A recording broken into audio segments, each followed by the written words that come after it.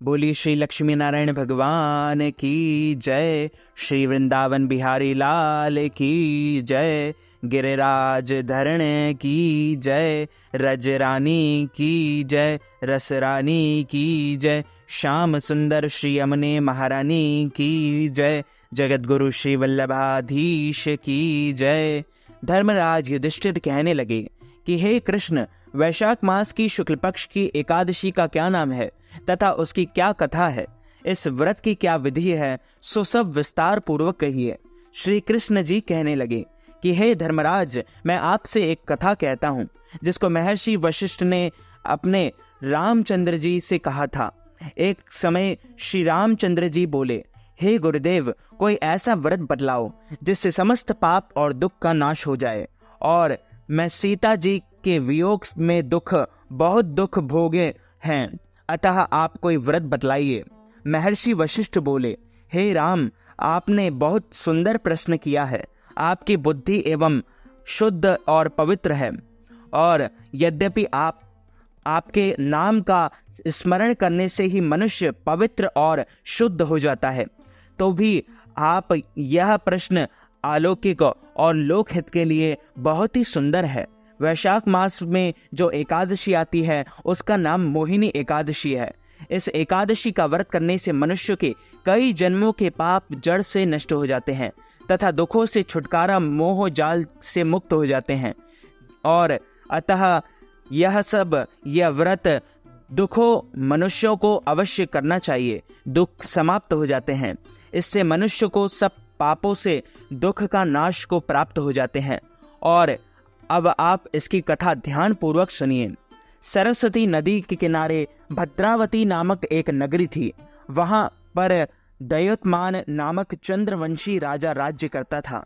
इसी नगरी में धन धान्य से पूर्ण पुण्यवान धनवान नामक धनपाल एक वैश्य भी रहता था।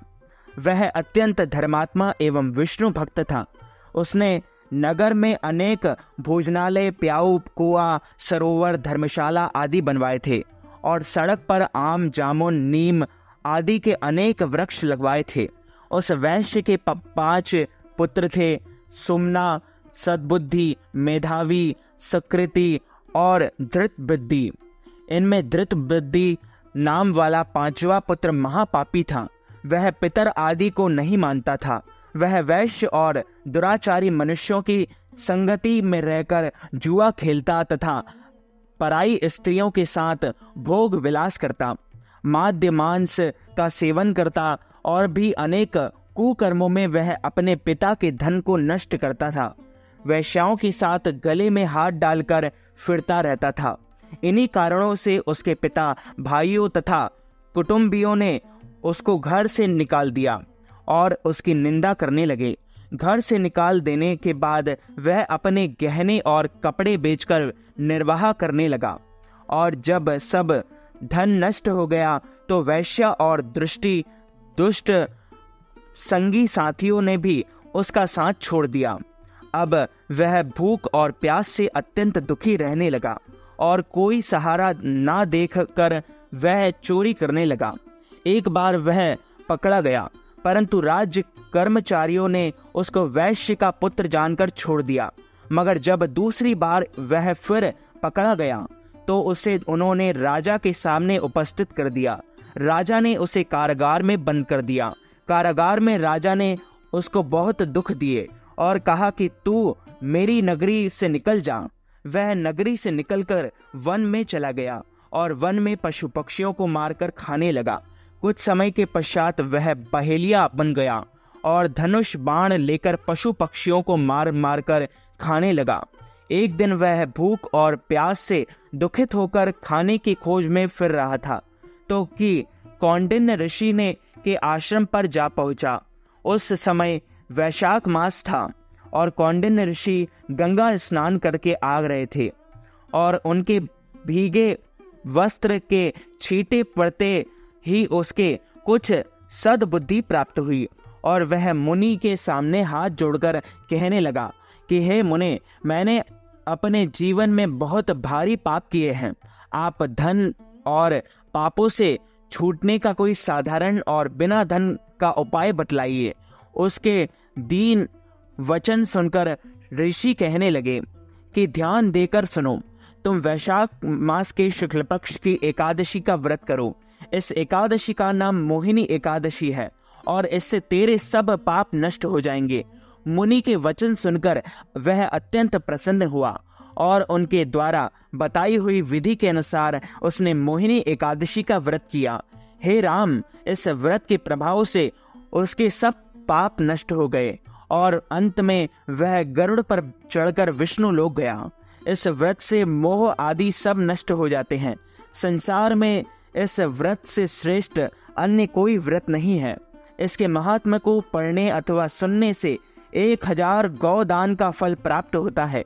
मोहिनी एकादशी से जुड़े यह मान्यता है कि समुद्र मंथन के समय जब अमृत कलश प्राप्त देवताओं और असुरों में अदम पापी मच गई, आपाधापी मच गई। असुर देवताओं से भी अधिक बलशाली थे, जिसकी वजह से वह देवताओं पर भारी पड़ने लगे। जिसके बाद सभी देवताओं ने भगवान विष्णु ने मोहिनी का रूप धारण करने का आग्रह किया और भगवान विष्णु ने मोहिनी रूप धारण कर असुरों को अपने मोह के जाल में फंसाकर सारा अमृत देवताओं को पिला दिया। इससे सभी देवताओं ने अमृतत्व प्राप्त कर लिया। यही वजह है कि इस एकादशी को मोहिनी एकादशी के नाम से जाना जाता है। बोलिए श्री लक्ष्मी नारायण भगवान की जय, श्री कृष्णचंद्र भगवान की जय, गिरिराज धरण की जय, बालकृष्ण लाल की जय, श्याम सुंदर श्री यमुने महारानी की जय, जगत गुरु श्री वल्लभाधीश की जय। अच्युतम केशवम राम नारायणम कृष्ण दामोदरम वासुदेवम हरि श्रीधरम माधवम गोपिका वल्लभम श्री जानकी नायकम श्री रामचंद्रम भजे जानकी मनोहरम सर्वलोकनायकम श्री शंकरादिसेवितम पुण्य नाम कीर्तनम श्री राम राम राम राम राम नाम तायकम रामा कृष्ण वासुदेव भक्ति मुक्तिदायकम हरे राम राम राम हरे हरे, हरे कृष्ण कृष्ण कृष्ण हरे हरे। तो मित्रों, हमारे इस ज्ञानवर्धक वीडियो को आप अधिक से अधिक लोगों को शेयर कीजिएगा, लाइक कीजिएगा, कमेंट कीजिएगा और सब्सक्राइब करके बेल आइकन को भी ऑन कर लीजिए ऐसे ही नए नए वीडियोस देखने के लिए। आप सभी को सादर जय श्री कृष्ण, सादर जय श्री राम।